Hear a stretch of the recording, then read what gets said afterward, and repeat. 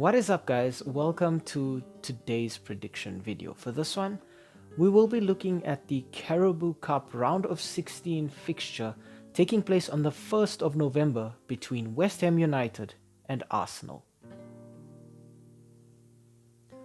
The last time these two sides met was on the 16th of April last season in the Premier League, the match ending as a stalemate between the two. Gabriel Jesus opening the scoring for the Gunners, some silky, gorgeous build-up play, quick passing within West Ham's box, and Gabriel Jesus just finding a tap-in finish on the far post. Before, in the 10th minute, Martin Odegaard doubling the Gunners' lead, courtesy of a fantastic volley. The ball is played over from the left wing, finds Odegaard, and he just slots it past the keeper. It is a gorgeously worked goal.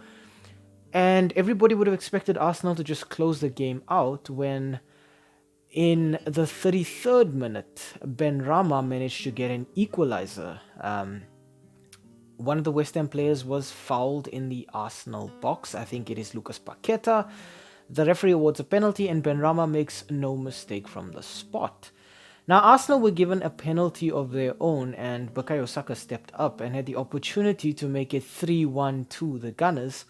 But unfortunately, he put it wide past the post. And he would come to rue that mistake when, in the 54th minute, Bowen, with a volley of his own from pretty much kind of the same spot as Odegaard in the first half, only Bowen hitting his into the ground and it going past the keeper. The match ending as a 2-2 stalemate between the two sides in London.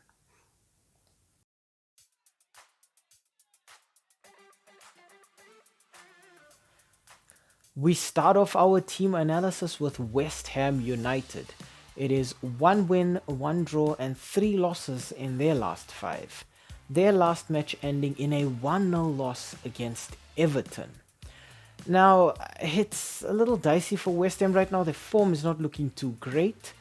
But I think two players that we got to highlight for their performances alone has got to be Bowen with, I think it's 6 goals and 2 assists so far this season. Bowen has been the outlet for them in terms of getting the goals, just looking great for them all around. And having scored in the previous fixture, he's already got a bit of a fear factor to him coming into this match.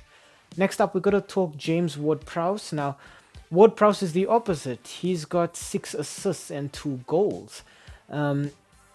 I think a lot of people would remember Ward-Prowse for his exploits with Southampton, but he's doing quite well right now at West Ham as well.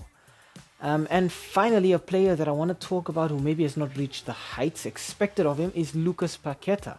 Now, Paqueta was very important for West Ham last season.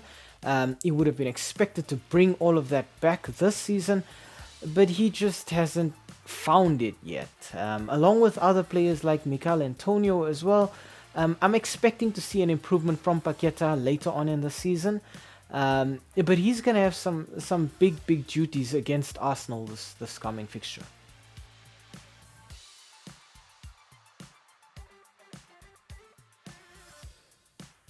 Next up, we talk Arsenal. It is 3 wins, 1 draw and 1 loss for the Gunners in their last 5. Their last match ending in a 5-0 dismantling of Sheffield United. Now, a player who was vital in that match is Eddie Nketiah. He's already got 5 goals this season for the Gunners. Most of Nketiah's appearances have been off the bench, but I think a player like Nketiah coming off the bench and getting good performances so far this season just proves how much squad depth Arsenal have. Speaking of squad depth, I know Raya has been the main goalkeeper for Arsenal the last few matches. I think maybe Aaron Ramsdale gets a nod for this one, simply to avoid him feeling too forgotten and to just avoid discontentment within the Arsenal squad. But I think it still sort of gives him a position of prominence, making him feel like he's still important to the squad. I mean, playing in a knockout fixture is not an easy fixture, so it still allows him to play at a decent level, a competitive level, and remind Gunners fans that they do actually have 2 fantastic goalkeepers this season. And finally, I want to talk the man who I think is the man of the hour. I think it's 2 goals and 2 assists for Declan Rice so far this season. The new boy coming in from West Ham. Going back to the stadium where I think he achieved superstardom, um, I'm very curious to see how the West Ham fans react to Declan Rice coming back. Will he be welcomed as a hometown hero, or will he be booed as a traitor and a Judas to the club?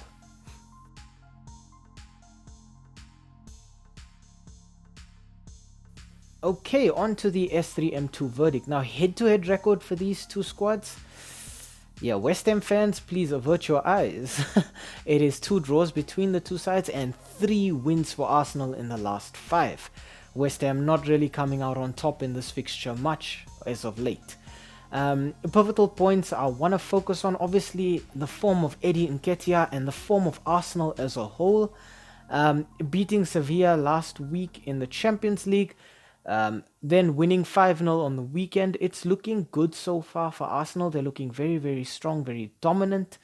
I think another thing with Arsenal is they'll be focusing on the matches that come after this one as well, being the fixture against Newcastle this weekend and then the return fixture away at Sevilla next week.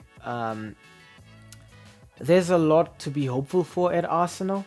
Again, I want to highlight Declan Rice returning, him providing so much to that Arsenal midfield. I see no reason why Arsenal don't win this one. I think, again, it's been inconsistent for West Ham this season. I think they're really feeling the absence of Declan Rice. Them having won the Conference League mainly due to his exploits last season, and they seem to be struggling in the Europa League this season. If you couple that with recent form, again, I see no reason why Arsenal should not be winning this one by at least 2 goals, honestly. Arsenal need to make sure that they're not careless and complacent the way they were in the last fixture where they threw away a 2-goal lead that they managed to acquire so early in the match. But I think also that was a point where Arsenal were in a bit of a slump, and I don't see them in a slump right now. So I see them as a very dominant team, a team that's got a certain fear factor about them, a team that's got so much depth.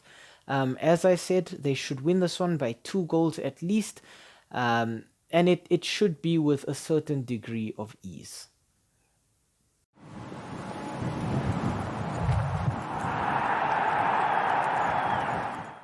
Hi, thank you for making it to the end of this video. We really appreciate the watch time and the fact that you took some time out of your day to spend it with us talking about the sport that we all love. If you enjoyed the content, why not, drop a like down below or comment in the comment section. Maybe even consider subscribing to the channel. And I mean, while you are here right now, have a look at some of our old videos too. They should be appearing on the screen right now, along with that subscribe button. So you know exactly what to do. Thank you so much. It really helps with the YouTube algorithm. And have a great day out there. And we hope to see you again very, very soon. Thanks. Stay safe.